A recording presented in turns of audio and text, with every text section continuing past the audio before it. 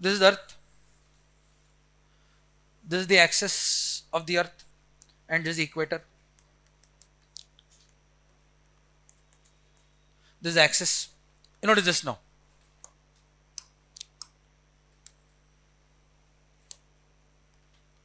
Or if you want, you can write like this.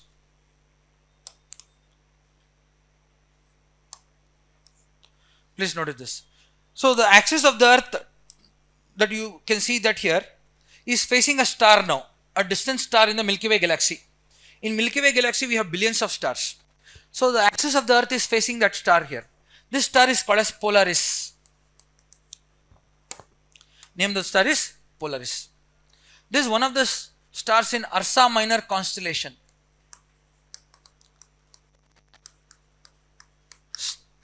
Constellation is a small group of stars and a pattern.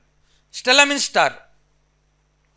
If the group of stars in a pattern, we use the word constellation. Let's say you're all sitting the way you are sitting, that is the pattern. That is constellation. Group of stars and a pattern. Stella means star. So please remember, Ursa Minor is a constellation name. It has 7 stars. How many? 7.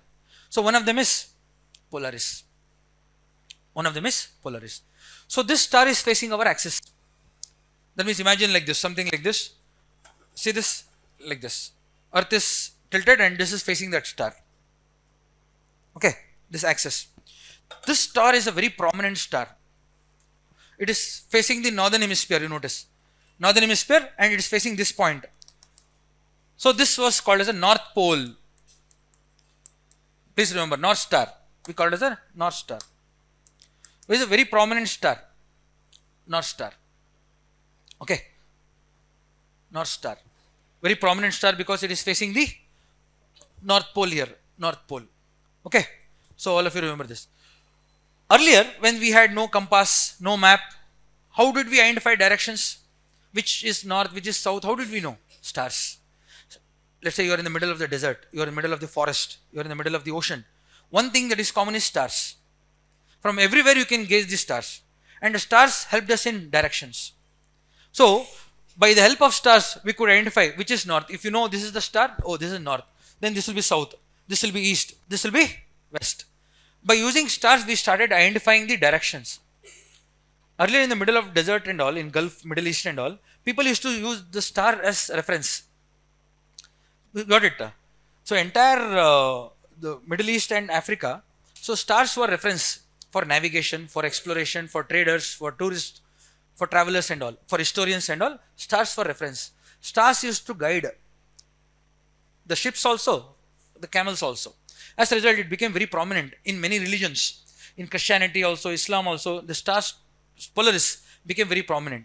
So there is an, you can notice, some countries put them on their flag along with the moon. Like you have seen Turkey flag or a Pakistan flag, you have a moon, crescent moon and this star. Polaris, this is Polaris. Okay, a very prominent star that used to guide travelers. Since this star was facing this point, so the word North Pole. See the word pole. The word pole come from Polaris. This was identified as the Uttara Dhruva Tare. It was identified by Aryabhatta first. Aryabhatta was the one who first identified this star. He is the one who said our axis is facing this star. Anta. So the Arab travelers, correct, Al-Balaki was the first traveler. He translated Sanskrit Pali into Arabic. So there in his book he has written this. He has mentioned the word Aryabhatta also. Okay, Al-Balaki. So Polaris, North Pole. That's how the word North Pole. If this is North Pole, obviously the opposite would be South Pole. South Pole. North Pole, South Pole. All of you know. This North Pole also called a geographic north. True north. Okay. Geographic south. True south. This point. I am talking about these 2 points. North Pole, South Pole. Why the word pole? All of you got it? North Pole, South Pole. North Pole, South. Geographic north. Geographic south. True north. True south. Because there is something called magnetic north also. When I talk about compass, magnetic compass, I will tell you. For now it is geographic north versus geographic south. Similar to the axis facing this star, there is another star here facing the south pole, Sigma Octantis star. Sigma Octantis is another star and it is facing the south pole. So our Earth tilt is facing two stars, one in the north, one in the south. One star is in the south, Sigma Octantis. One other one is Polaris.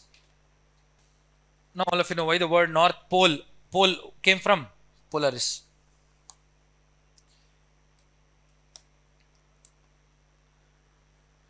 Now if I have to calculate the tilt, we have to draw two reference. One is vertical line, one is horizontal line.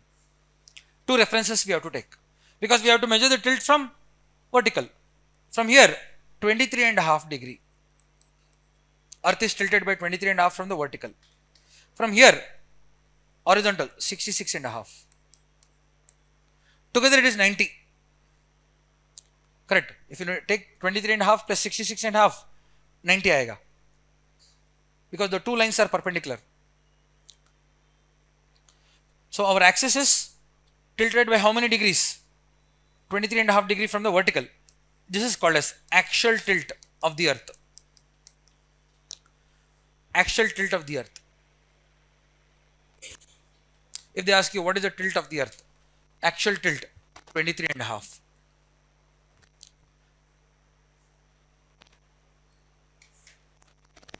Axial tilt.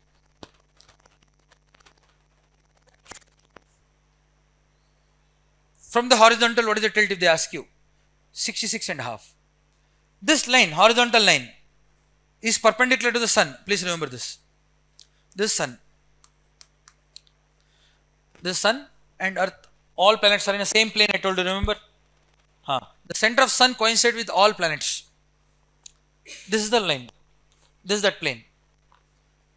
This line is called as plane of ecliptic. This is the line that connects all planets with sun. Sun is connected to all planets. The center of sun coincides with center of all planets. Okay. This is the plane of ecliptic. If they ask you what is the tilt of the Earth from the plane of ecliptic, 66.5. What is the axial tilt? 23.5. Okay. This ecliptic plane is very unique. Whenever, all of you notice this quickly, whenever moon comes here, moon comes either here or here because moon is going around Earth. Whenever moon comes here or here, we'll get eclipse. Eclipse. Solar eclipse, lunar eclipse. Okay, we'll discuss that later. I don't want to add that now.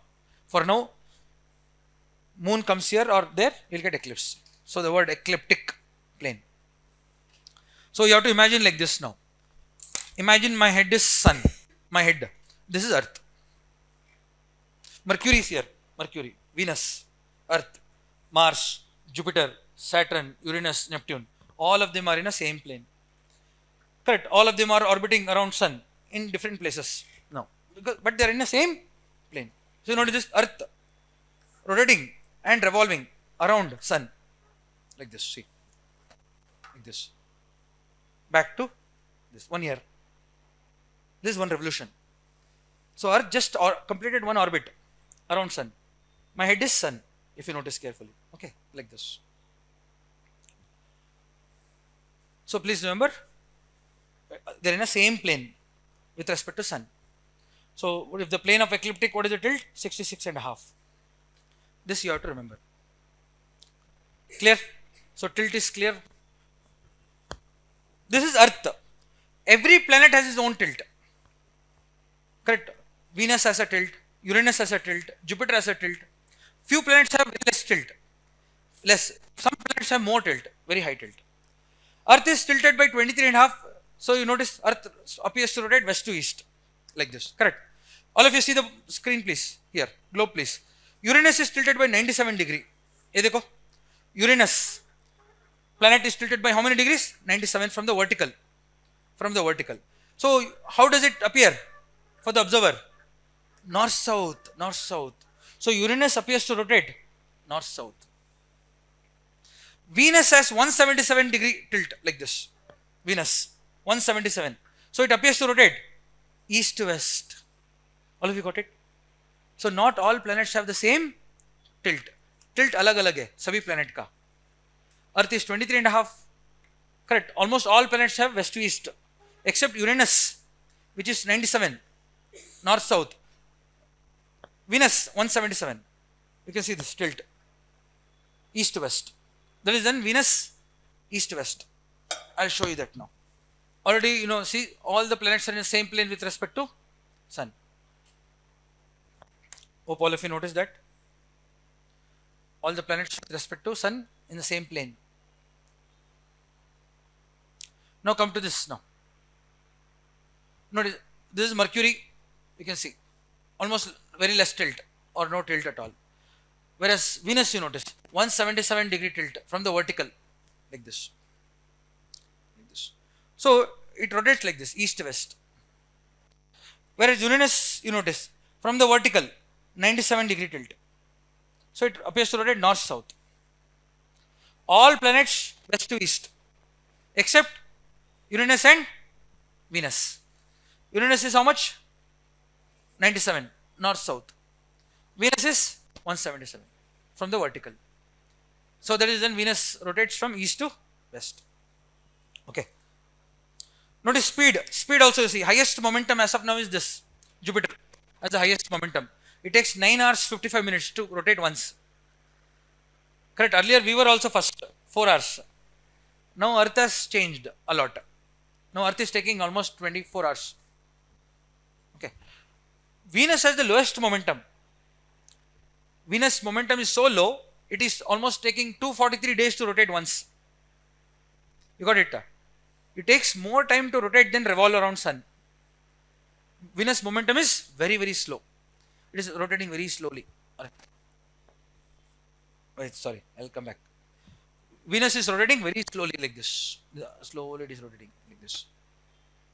It is taking more time because its momentum has decreased almost. It's almost slowing down.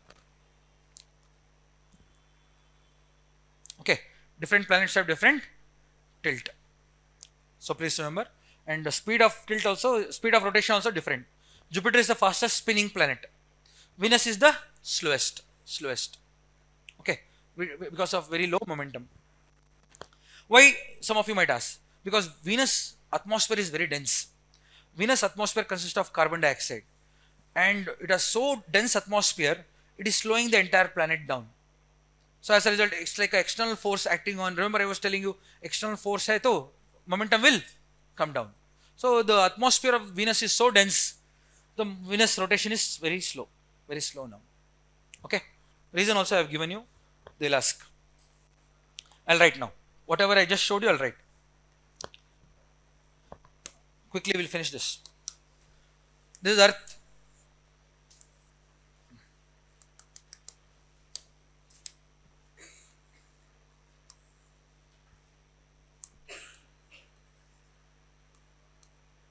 Earth is 23.5. So I'm starting with Earth. Tilt is always measured from the vertical.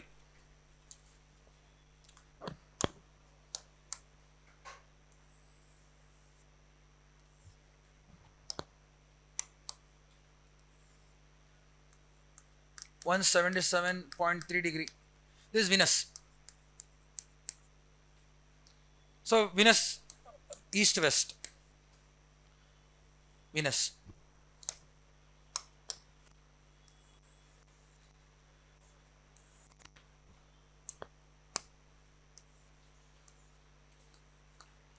(97 degree) north south. See, this is Uranus. I have written these three only. Why? Because they are the exceptional. Correct, but almost rest are same. All planets spin west to east except Venus and Uranus.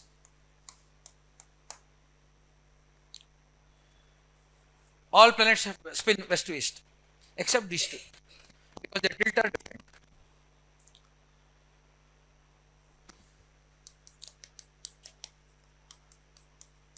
Very unique topic, because what I am doing, I am still in solar system actually, if you ask me. I am taking Earth. First I am explaining Earth, I am explaining other planets also along with it. Rotation of Earth, rotation of planets. Tilt of Earth, tilt of planets. Why do we have to know this? At least these two are exceptions. If you remember them, it is easy. Otherwise, in book you read Venus rotates east to west. Counter rotation you read. Everywhere they have given Venus has a counter rotation, but nobody is giving how much. Why? Reasoning is not given. I am telling you that. Why part I am explaining one by one. Can I go to the next page? Clear? Okay. Earth takes 24 hours, I told you, to spin once, west to east. Earth takes 24 hours. Approximately 24 hours. Exactly 23 hours, 56 minutes, 4 seconds. Correct. This part is clear. Okay.